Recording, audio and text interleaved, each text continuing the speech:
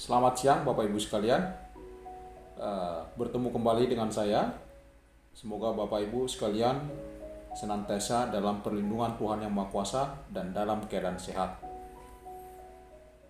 Pada siang kali ini kembali saya akan membicarakan terkait ketenagakerjaan, di mana yang fokus kita pada kali ini adalah berbicara apakah perusahaan boleh menurunkan upah pekerja secara sepihak. Ya, upah ini adalah hak atau imbalan atas jasa yang telah diberikan pekerja terhadap perusahaan, sehingga pekerja berhak mendapatkan imbalan atau upah setiap bulannya. Upah itu biasanya disepakati di dalam perjanjian pada awal terjadinya hubungan kerja, sehingga upah itu biasanya dinyatakan di dalam perjanjian kerja. Nah, karena ini merupakan hasil kesepakatan antara pengusaha dan pekerja, maka ketika pengusaha hendak melakukan pemotongan upah harus berdasarkan kesepakatan bersama. Pengusaha harus memanggil pekerja berdialog untuk membicarakan penurunan upah tersebut. Ya.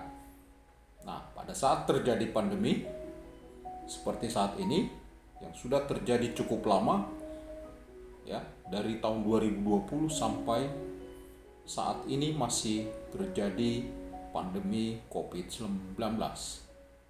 Ya, di mana-mana semuanya perusahaan memang terdampak akibat pandemi COVID-19. Akibat dampaknya tersebut, ya, perusahaan banyak yang mengalami penurunan income karena adanya keterbatasan di dalam kebijakan-kebijakan pemerintah. Salah satu langkah strategis yang biasanya dilakukan oleh perusahaan untuk mengantisipasi terjadinya pemutusan hubungan kerja, maka hal yang dapat dilakukan perusahaan adalah melakukan pengurangan upah untuk mengurangi biaya-biaya pengeluaran perusahaan.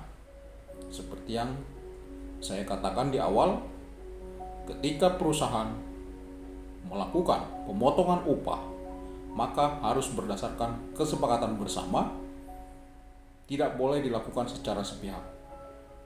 Pemotongan upah yang harus Anda perhatikan sebagai pekerja itu maksimal 50%. Tidak boleh melebihi dari 50%. Ya, jika gaji Anda 4 juta per bulan, maka pemotongan upah yang dapat dilakukan pengusaha terhadap Anda hanya sebesar 2 juta. Ya. Nah, bagaimana apabila perusahaan tidak melakukan perundingan sebelumnya, tidak melakukan kesepakatan antara pekerja mengenai penurunan upah tersebut pada saat pandemi, maka hal itu telah terjadi perselisihan hubungan industrial mengenai hak. Ya, mengenai hak. Apabila itu yang terjadi, maka Anda sebagai pekerja boleh memohonkan perundingan bipartit kepada perusahaan untuk membicarakan mengenai ketidakterimaan Anda dilakukannya pemotongan upah tersebut. Nah, bagaimana hasil perundingan bipartit itu? Apabila gagal, maka Anda bisa melanjutkan masalah tersebut dengan mendaftarkannya kepada Dinas Tenaga Kerja sesuai dengan tempat Anda bekerja.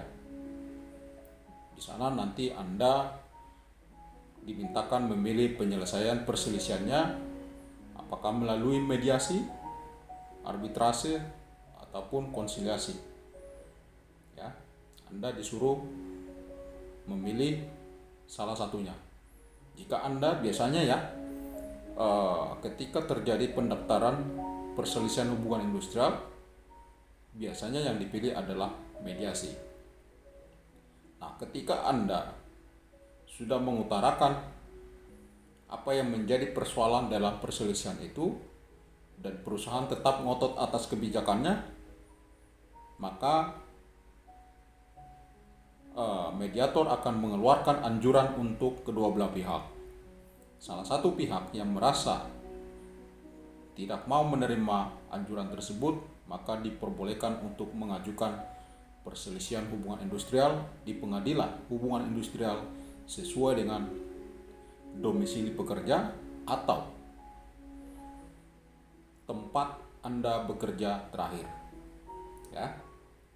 Nah, di dalam perselisihan tersebut, Anda boleh sebagai pekerja sekaligus meminta pemutusan hubungan kerja kepada pengadilan hubungan industrial dengan alasan bahwa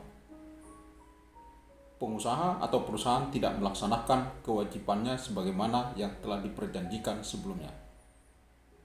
Nah, nanti pengadilan yang akan memutuskan baik itu mengenai hak Anda maupun permintaan Anda untuk dilakukan pemutusan hubungan kerja berdasarkan fakta-fakta persidangan. Apabila itu terbukti, maka Anda akan diputus hubungan kerjanya dan Anda berhak atas kompensasi pesangon 1 kali ketentuan. Ya, nanti jumlahnya tergantung dari masa kerja Anda dan nilai total gaji Anda. Ya, demikian yang dapat saya sampaikan. Semoga video ini bermanfaat bagi Anda, dan jika ini memang bermanfaat, silakan Anda subscribe, like, dan share. Terima kasih telah menonton video ini. Sampai berjumpa kembali di video-video selanjutnya. Selamat siang.